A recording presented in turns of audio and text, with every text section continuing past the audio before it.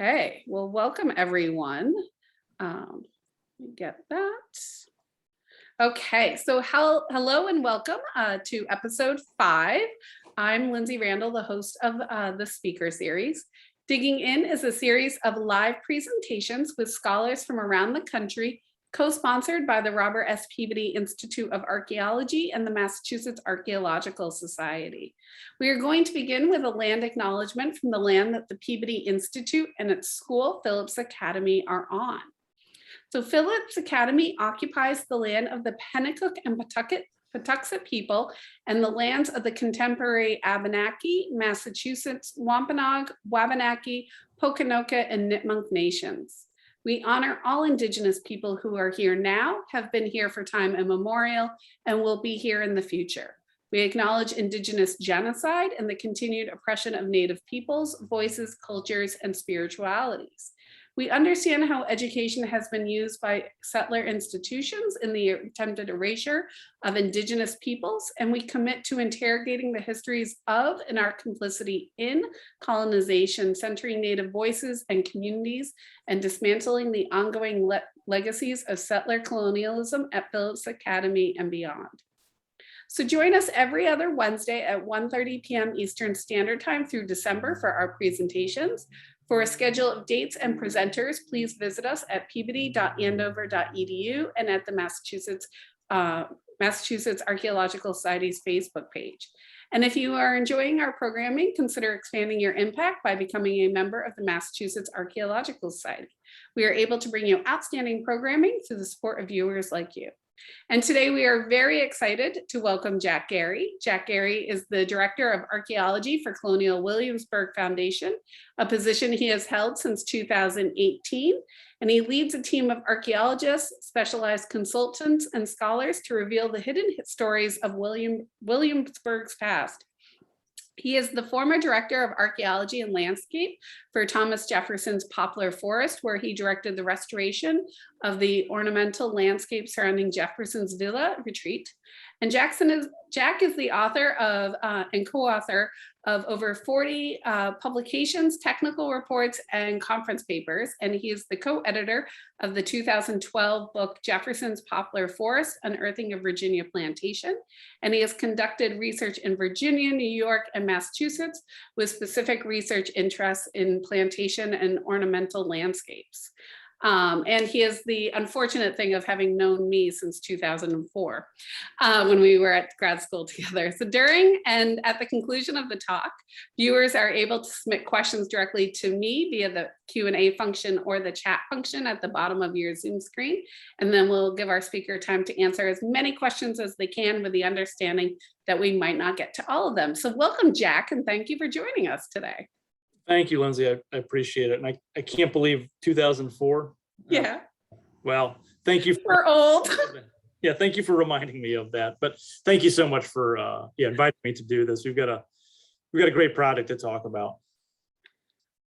Okay. Go ahead and launch into it. Yep, you can start anytime. Okay, well, great. Well, let me go ahead and we'll share the screen here and I'll get going. And while I'm getting this set up, I want to point out that another member of our staff, Meredith Poole, is on the call. Meredith is our senior staff archaeologist who is also very heavily involved with this project. So I may have to turn to her in the questions if there's any that I can't handle and turn it over to her. But we will let you phone a friend. Don't worry, Jack. Yeah, that's right. Actually, no, I'm going to I'll keep my phone next to me and she can text me everything that I'm wrong with this presentation. No, but thank you again for inviting me. And this presentation is about our recent excavations of Williamsburg's First Baptist Church. And this is one of the oldest, if not the oldest, Black Baptist churches in the country. And superlative is going to be kind of tricky. Oldest, what does that mean? There are a lot of churches that claim to be the oldest something, but in this case, we do believe that this church, which is referred to as First Baptist Church of Williamsburg, is the oldest Black Baptist church that was founded by Blacks for a Black congregation.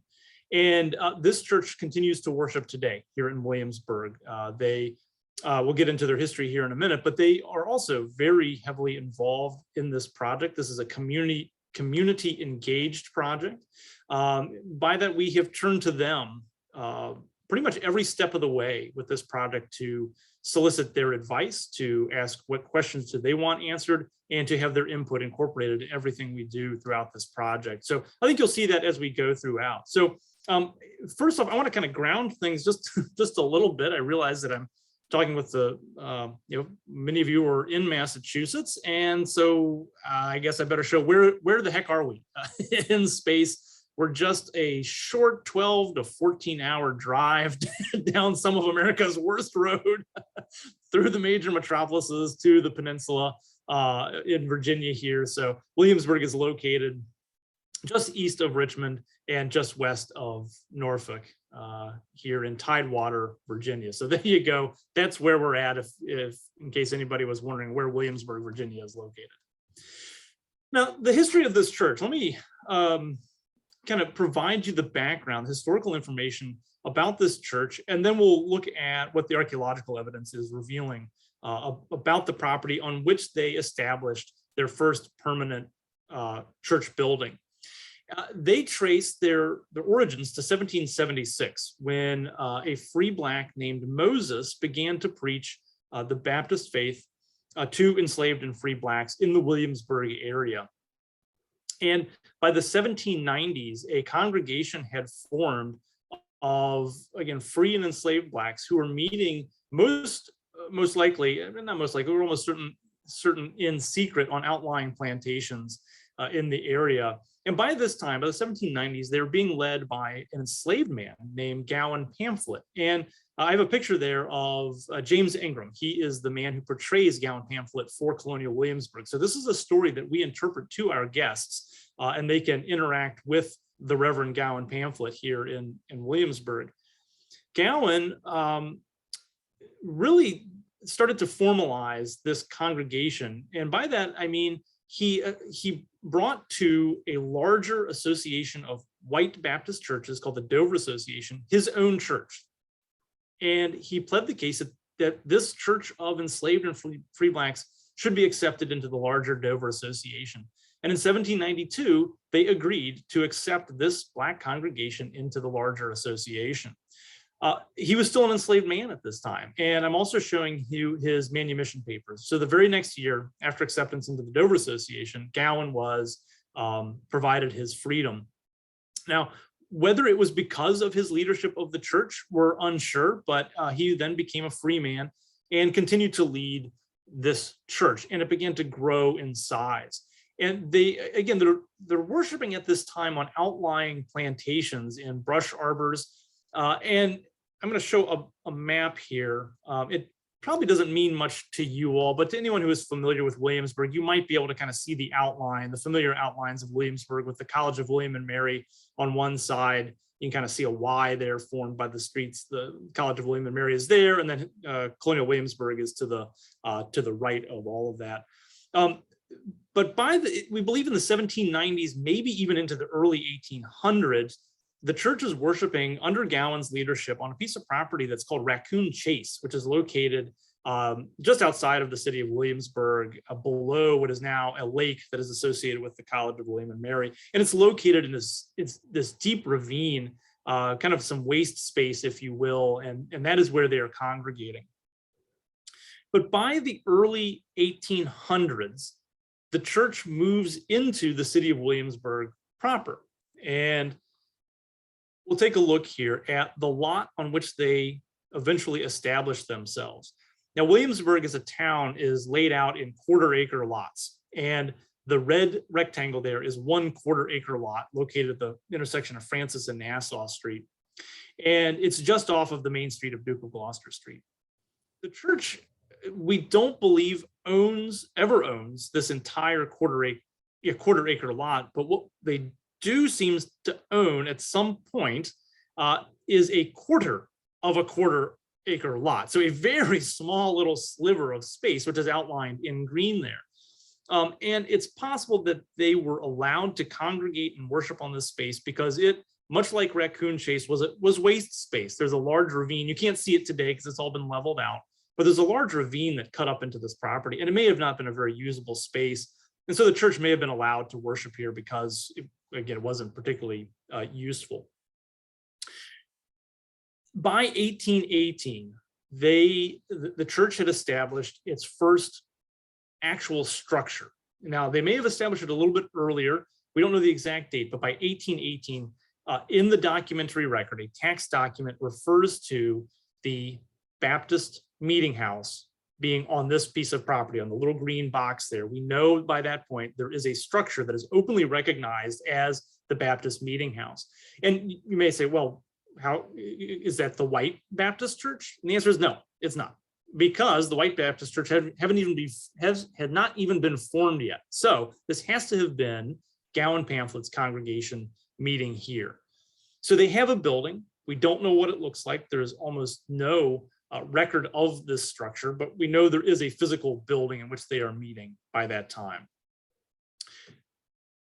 Now, the fate of that building is really interesting. It gets destroyed by a tornado in 1834. And already the church had come under severe restrictions just 2 years prior, after Nat Turner's rebellion. Restrictions on the congregation of Blacks had been enacted. So the church was going through a pretty stressful time, and that was kind of compounded by the fact that their building got blown down by a tornado in 1834. And so you can see the reference to it there on the bottom box there, where it says many chimneys and frame houses were blown down, among which the Colored People's Meeting House near the lunatic hospital, that's the public hospital, and the gable end of Mr. Jesse Cole's brick stable and carriage house. And that comes into play here in just a minute. So 1834, the physical structure is gone. And for a period of time, actually for about 2 decades, the church is in disarray. They continue to worship, but they continue to worship in a variety of different locations. They are, we believe, for a period of time, are worshiping in a building right across the street from their original church, which is Jesse Cole's carriage house, which we just saw was damaged also by the tornado. A woman named Eliza Baker recalled, she was an enslaved woman born into slavery in 1844, so after the building was demolished by the tornado. She recalled in 1933 that the church worshiped in Mr. Cole's dilapidated carriage house, which we believe is this structure here, which has now been recreated by Colonial Williamsburg. It's also possible, actually not possible, we know that members of the congregation were also beginning to meet with the White Baptist Church. And in the 1840s and into the 1850s, the White Baptist Church was first meeting in the Powder Magazine in the center of town. The Powder Magazine is the building we see in this picture that's got a pointy roof right behind that, on the right-hand side of your screen there, right behind that tree. By 1855, the White Baptist Church built their own dedicated church, which is this Greek revival temple looking thing that is to the left of the Powder Magazine. And that is the White Baptist Church. The very next year, we believe that the White Church built for the Black congregation another church in an effort, we believe, to segregate the congregations. And the church that they constructed was this one here, and it's back on the original lot, back where they first had where First Baptist Church had first started to meet. It's a stately brick building. This is I believe this is the earliest photograph we have of the structure. We'll take another couple looks at it here. Note that tree in the back. That's going to come into play here in a few minutes. So the tree just to the left of the church. We see it into probably the 1920s is when this picture was taken. Just to kind of give you some sense of what this building looks like. And this really became the center of the African-American community in Williamsburg. In addition to serving as the actual church building for worship, during the Civil War, it was used as a hospital for a period of time. The Freedmen's Bureau also ran a school out of this structure prior to emancipation. And then after emancipation, it was also used as a seminary by the congregation as well. Here's a picture of the inside of it to kind of give you a sense. In 1893, the church expanded by adding an addition, which is the choir loft we see in this picture here. So underneath the arch there is the addition. We often refer to it as the apse. It's a half octagon addition that was tacked onto the back of the church. Fantastic image from 1940 of the congregation meeting for the christening of, you see a man holding a baby there in the front pew, that woman is the Reverend Dr. Julie Grace, who is still alive and remembers worshiping in this church. And so this is a fantastic interior shot there, and it's a veritable who's who of the African-American community in the mid 20th century in Williamsburg. And then one more quick little shot here. This is I think 1940s. Sometimes pictures give us clues for the things that they're not actually taking pictures of. In the background, we see off to the side a little building there behind that twisted tree. And upon zooming in, we realized, oh, it's the outhouse. You can see the word. I don't know if you can see it on your screen. There says "men" on the door there. So we know that there's going to be an outhouse somewhere on this property. So the congregation worshipped here for 100 years in this specific building. And in 1953, they decided that they had outgrown their building, but they wanted to add an addition to it. So they started to plan what they called the Annex. And this is going to come into play here in a minute. And during the planning stages for the Annex, one of the members of the congregation, Sister Epps, spoke up and said, "Where you're planning the Annex is where my great-grandfather is buried." The church did not seem to have any other information about people being buried on its property other than this oral history. So they agreed to put a plaque in the floor of the new addition in honor of Ms. Epps's great-grandfather, and proceeded to break ground and started to lay the foundations to add an addition to this church building. They ran out of money pretty fast, were never able to complete it. And about 2 weeks after breaking ground and laying the foundation, Colonial Williamsburg, which had already been established in the 1920s and had a program of purchasing properties that were in a certain area, purchasing them and then restoring the colonial appearance on those properties, approached the church and asked to buy it. The congregation deliberated, and they agreed to sell the building and the lot to Colonial Williamsburg in exchange for a sum of money that allowed them to build a brand new sanctuary on Scotland Street, about a mile away, which is where they continue to worship today. So that's their current church. So they, by 1956, they had moved out of the brick church and into, well, another brick church, but just about a mile away. Colonial Williamsburg, now in possession of this church building, proceeded to do what it did with a lot of buildings in the historic area. Buildings that were not of the colonial era, not of the 18th century, were demolished. And that was the case with this church as well. So in 1957, Colonial Williamsburg demolished the church. And they immediately followed the demolition with an archaeological excavation.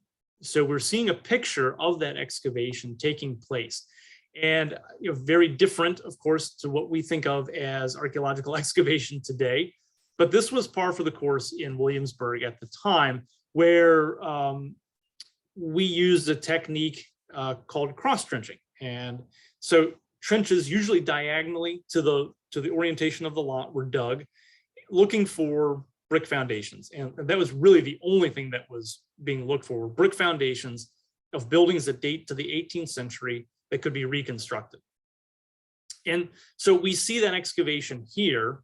And I want to point out there are two men in the background there. The laborers, who we now refer to as archaeologists that were doing this work, were exclusively African-American.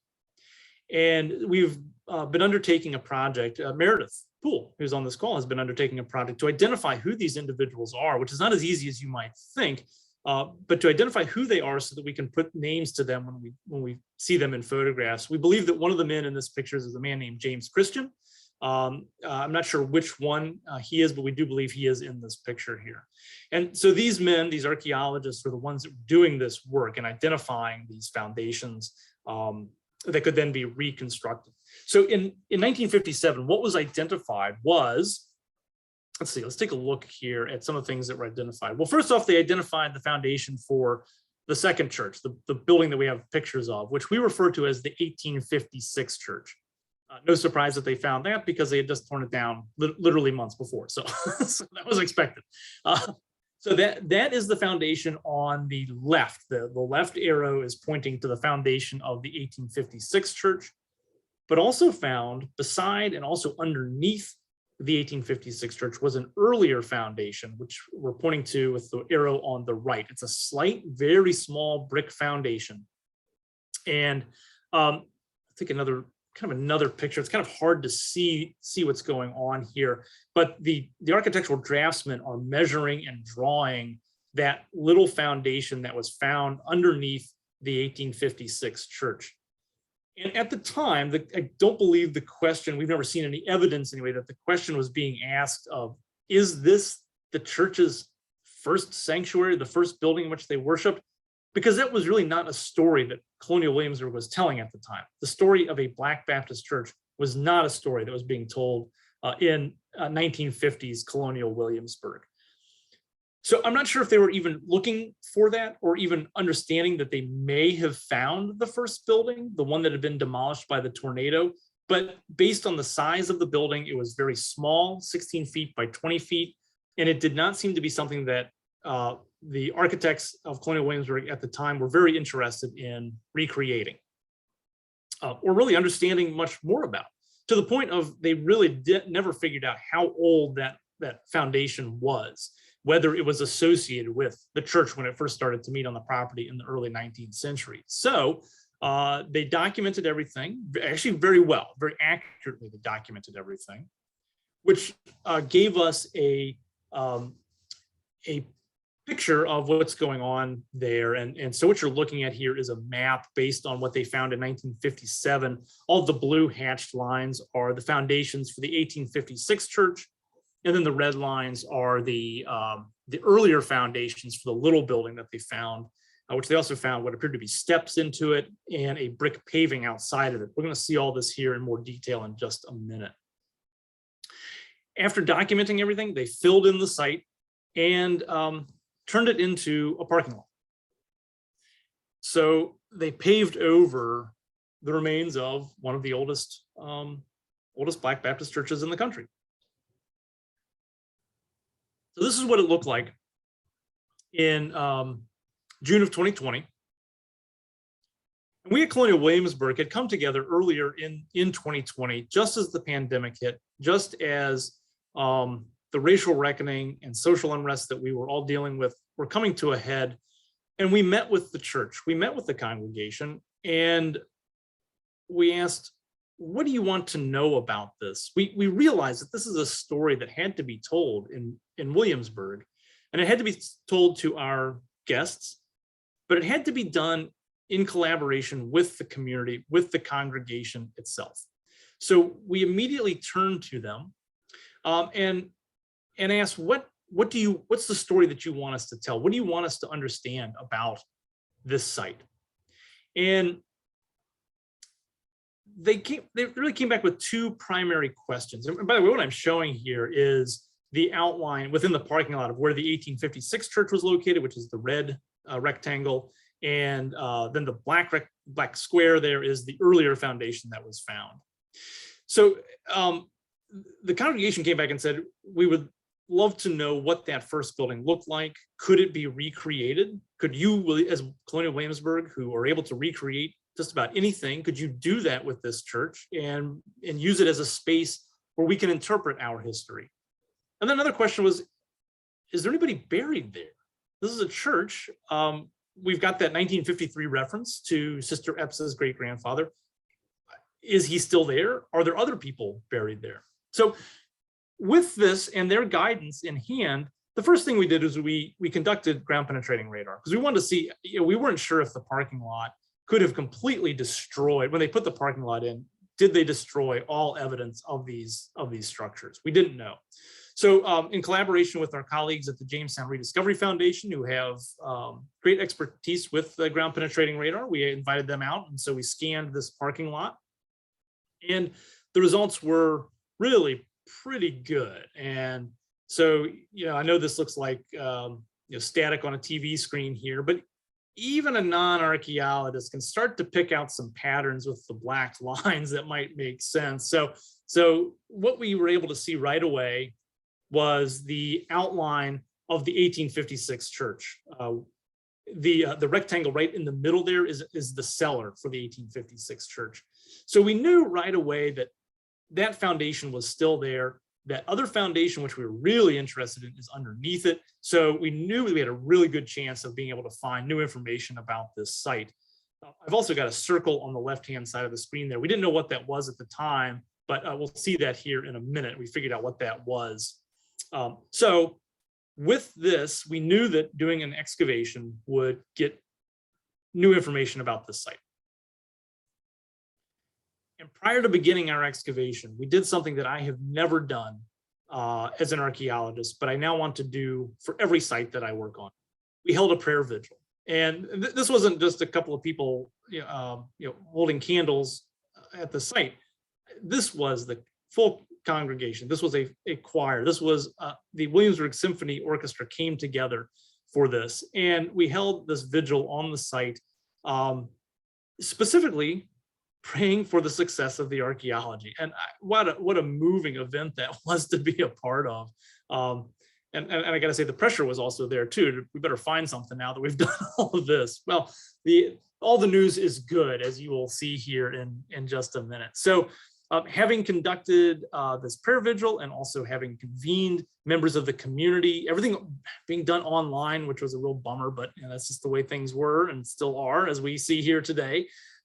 We moved forward and we immediately removed the parking lot, never to be returned as a parking lot, scraped it all away, took down all the trees that were around it, and started to reestablish the lot that the church stood on. And upon stripping off all the asphalt, we immediately, oh, here you go, here's what it looked like, all nice and cleaned up, no more parking lot. We're getting ready to start excavating. And immediately upon taking the parking lot off, we were able to, we revealed right away the foundation of the 1856 church. So let me just outline this little chunk right here. This is what we call the apse. So this is that 1893 addition where the choir loft was located. So this section right here. So we were able to, that was uncovered right away, which was nice to be able to have this, to put this back on the site spatially. Here we are looking back out to Nassau Street. We see the apse in the foreground there, and we're able to also trace out the rest of the foundation as well for the 1856 church. So we now are able to, again, put it back on the landscape.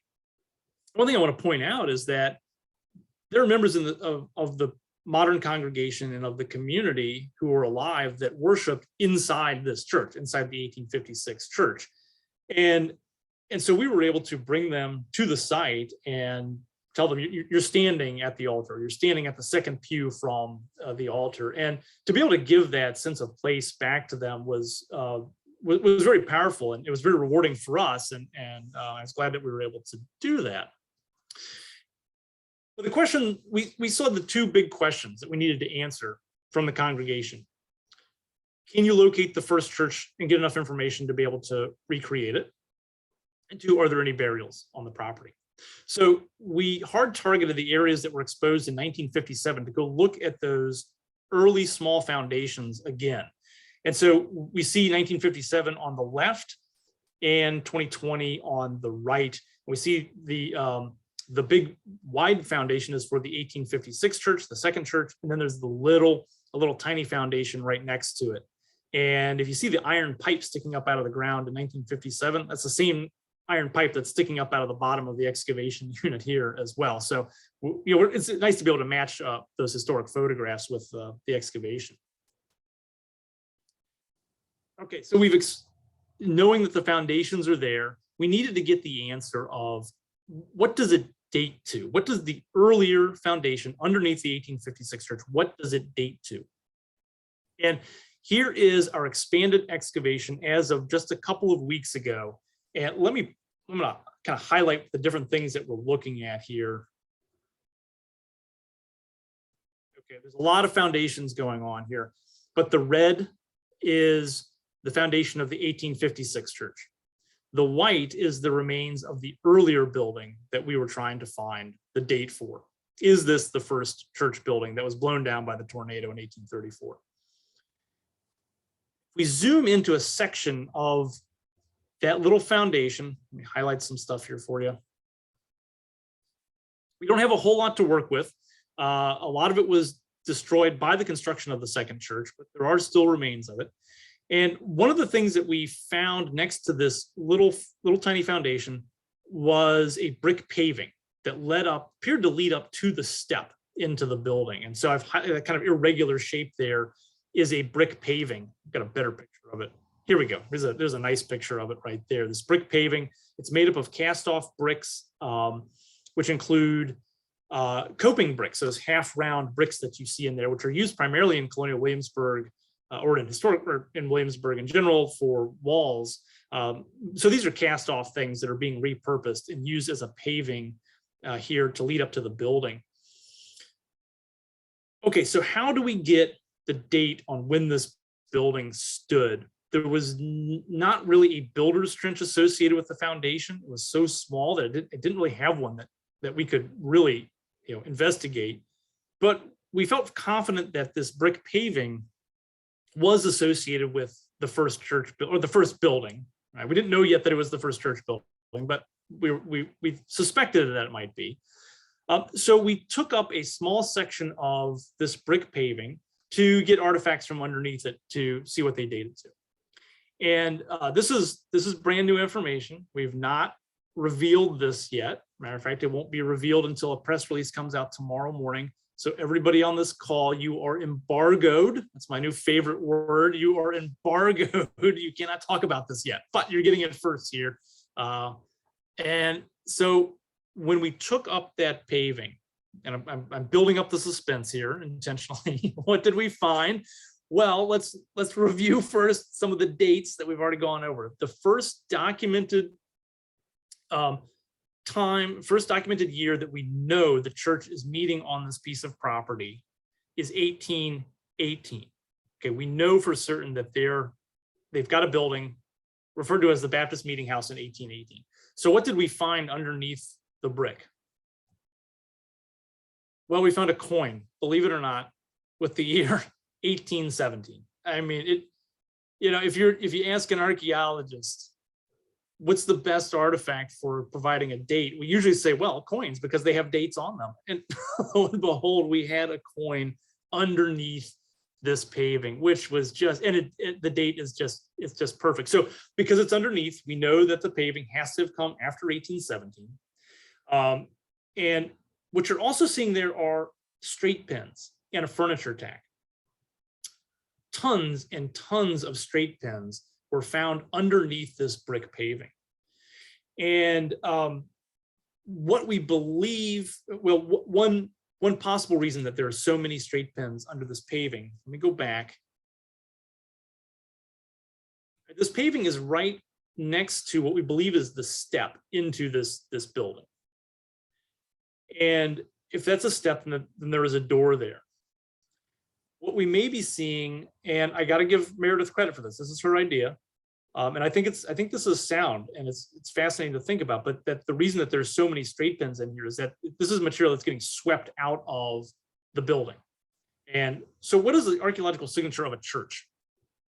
What do you do there? Well, you stand around, and we know that when people go to church, they're in their best. They're in their best clothing. And so to have clothing remains that are here, they're just outside of this building, I think it's entirely possible that that's what we're looking at, is that these straight pins this is stuff that's being swept out of this church building, or this building that dates to sometime post 1817 to the first quarter of the 19th century, which is when we first see the church start to worship on this property in their own building. So we now feel very confident that this little tiny foundation that's underneath the second church is the remains of the first church building. So that was a pretty exciting discovery for us. We knew it was there, but we couldn't make any statements about what it was. Now we can start to make that next step. So that's an exciting piece for us.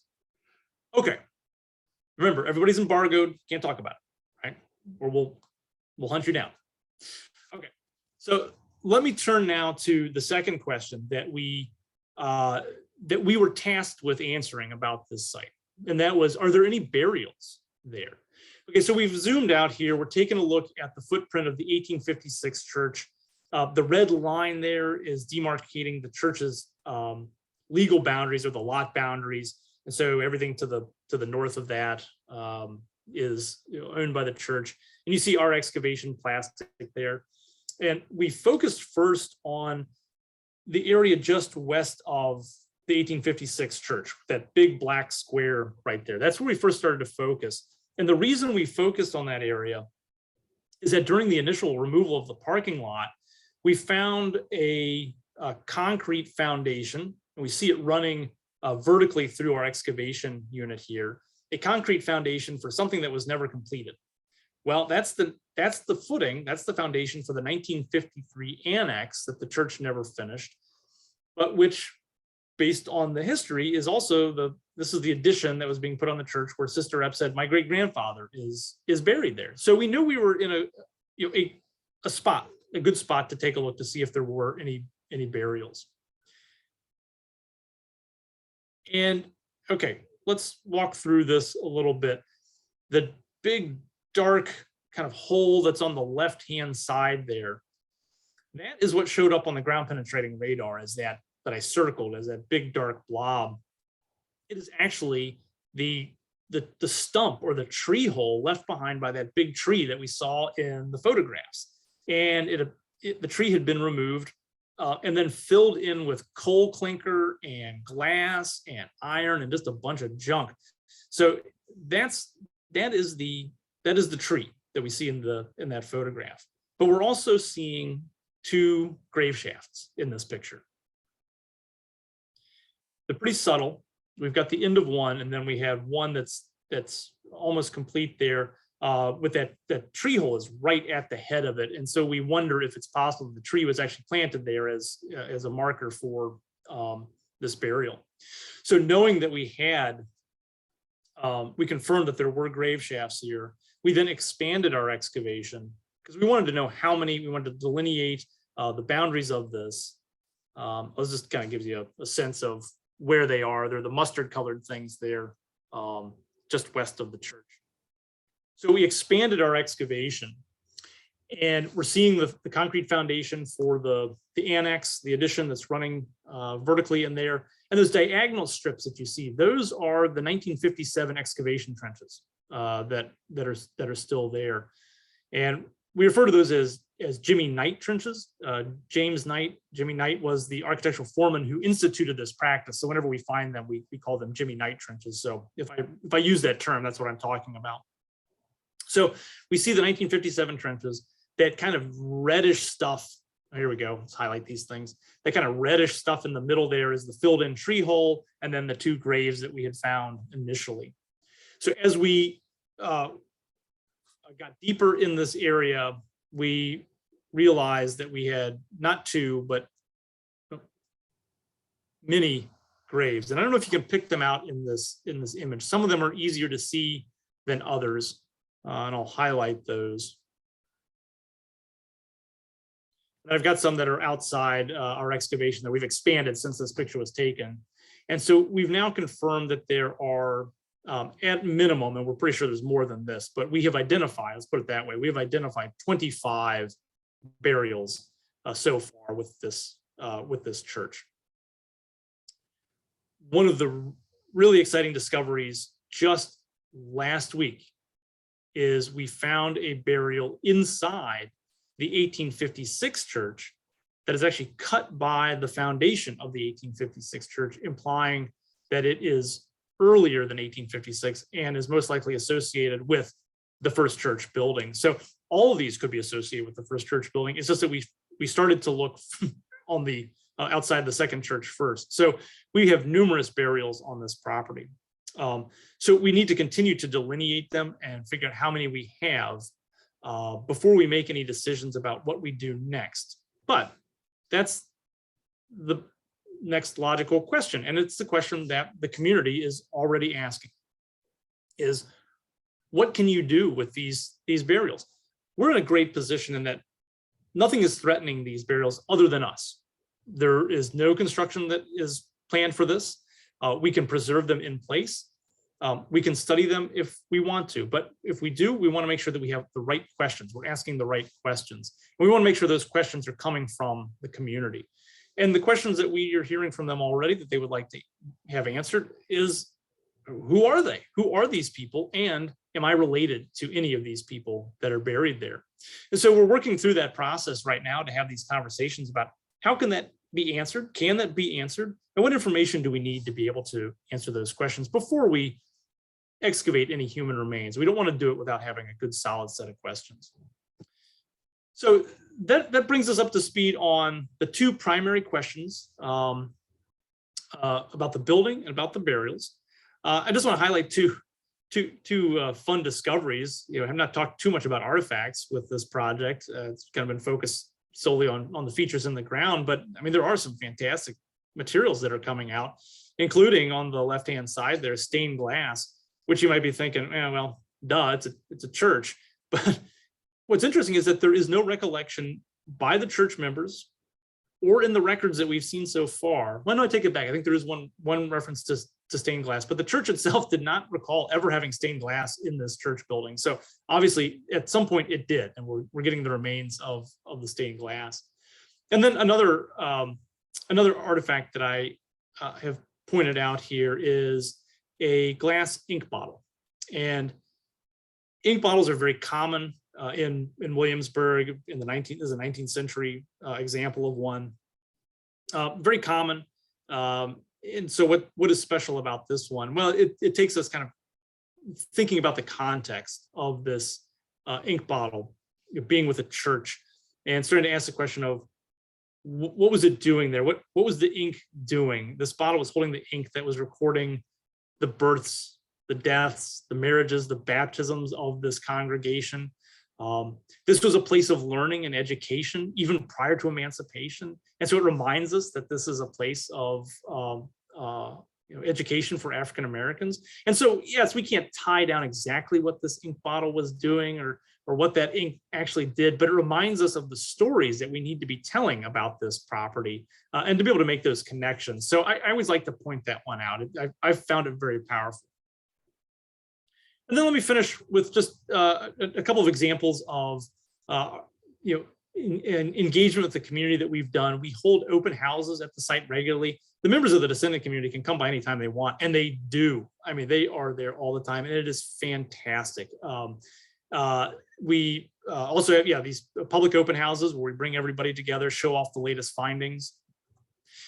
We also instituted a program where we invited the children of the descendant community to come out and actually learn how to do archaeology with us a couple weekends, a couple days a week throughout I think the spring this year. So that was really nice.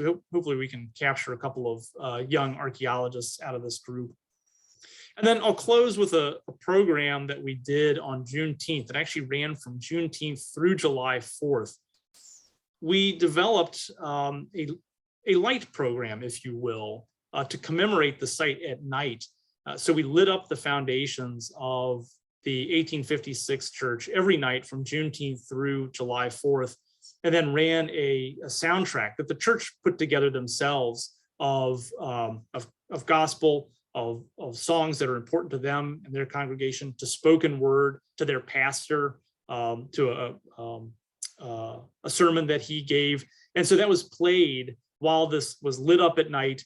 And we projected images of the historic church on a screen. And so people could just come by there and just reflect for a few moments in this space and start to, add the gravitas, if you will, to the space that it deserves. And that was very fun to see that. And I think it was very appreciated by the entire community turned out for it. So these are just a couple of examples of the programs that we're instituting. In addition to just doing the archaeological excavation, we want it to be fully community engaged. And so far, we feel that we've started to move in that direction.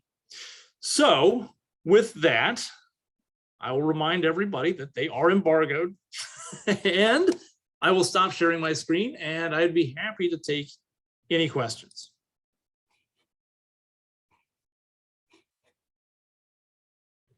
That was great, Jack. Thank you. And I was going to ask you if you had community members doing any of the archaeology. So that's, fantastic, especially, yeah, when you can hook younger people, but also older people. It's amazing, once you give people like a screen or something, they're just like, I'm going to go to town, Yeah. And I think the members of it's an older congregation, like many churches, it's an older congregation. And so I think many of them are happy to watch us do the work, but they have an open invitation to be out there with us at any time. Yeah, no, they want to see you doing all the work, all the screening, but then they'll look for the glass and stuff, right? Like Sure, yeah. Perfect. So so everyone, you can send in your questions via the Q&A function or through the chat if you want to. So we have one question from Polly. So what identified grave sites when there's nothing sort of in the images that we were seeing? Like, so how, when you're on a site, how do you identify that something is a grave shaft? Yeah. Thanks. And my apologies for not kind of going into any more detail on that in the presentation. So this is a good opportunity to do that. So first of all, define grave shaft. I mean, we're looking at the hole that was dug, soil was taken out, body was placed into it, and then the soil was put back in. And it's the disturbance of the soil leaves a stain in the ground that contrasts with other soil around it. And when that stain shows up as rectangular and about 2.5 feet wide, and sometimes person length, then we start to suspect that that is a grave. And then as we expand our excavations and we find more of them, and they start to show up in patterns next to each other, then that then tells us these are burials. Now, admittedly, we won't know that until for 100% certain until we were to excavate into them to see if there are human remains in the bottom of them. But based on our experience with other cemeteries in Williamsburg, this looks exactly like them. So we feel very confident that that's what they are. And I'll point this out about the burials. What we've noticed is that some of them are cutting into each other, and some of them are kind of at different angles to each other. And this is an indication that these burials were probably never marked with anything very permanent.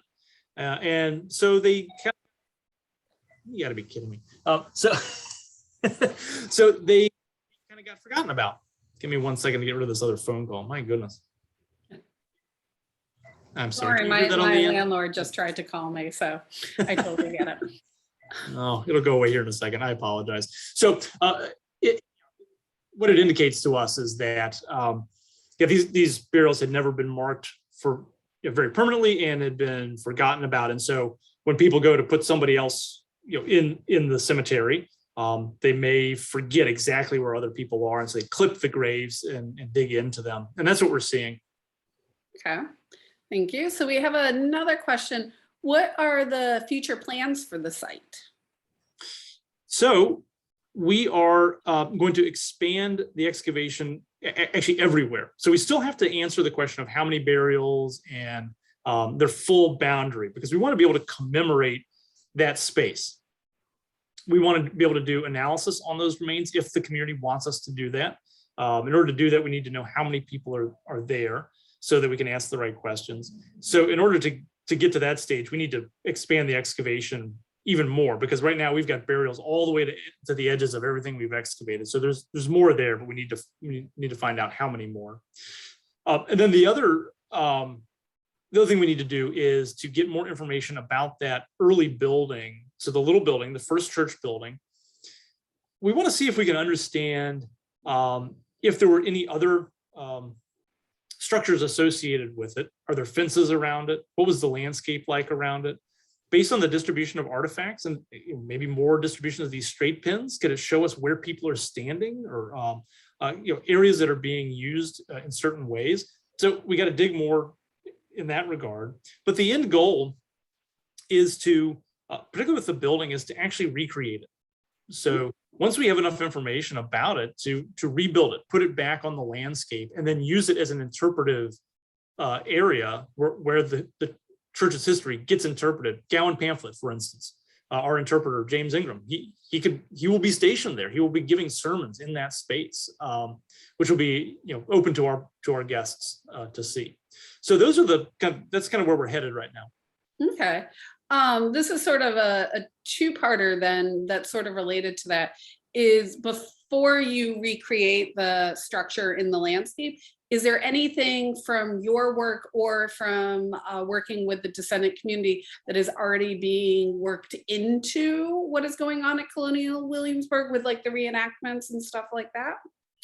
Yeah, well, we already James, who portrays Gowan Pamphlet, during the spring and the fall, he is stationed there at the site to talk with visitors. So the programming is already happening for the site. Yeah, but for how once we get it recreated, what it's going to look like, right now I think anything's on the table. We need to hear from the community how they want to see their history portrayed, and how they want to be part of it. So I think anything's on the table right now, but we have been involving our actor interpreter group on the site. Oh, perfect. So Amy has a question, sort of comment that I actually find very intriguing. She says, I would have thought in 1818 straight pins would have been maybe too valuable to sweep out. Is it possible that they could be shroud pins given the proximity to potential grave sites? Yeah, Amy, that's a great point. We've wondered the exact same thing. We've been asking that too. I think they're too small, though. I think the shroud pins are a little bit larger than what these are. These do appear to be clothing pins, but it is still a question that we need to keep in the back of our minds. And that's great that you recognize that as well. Yeah, because they could have also been using regular pins, clothing pins as shroud pins, depending on, what they had access to. This is true. This is very true. And if we do excavate some of the burials, then we might be able to answer it. Shrouds, then we can make those comparisons, and that'd be pretty neat. We have another question from Jane. Does the present church have any records or information about congregants of the original church? Perhaps things like genealogical info that could help you as you ask, who these people are? Yes, they do. A lot of the genealogical information is contained in family Bibles. And so getting at that information is going to be a process. And it's going to be a process that's going to come along with building trust with the community to be able to have access or to be able to see some of that information.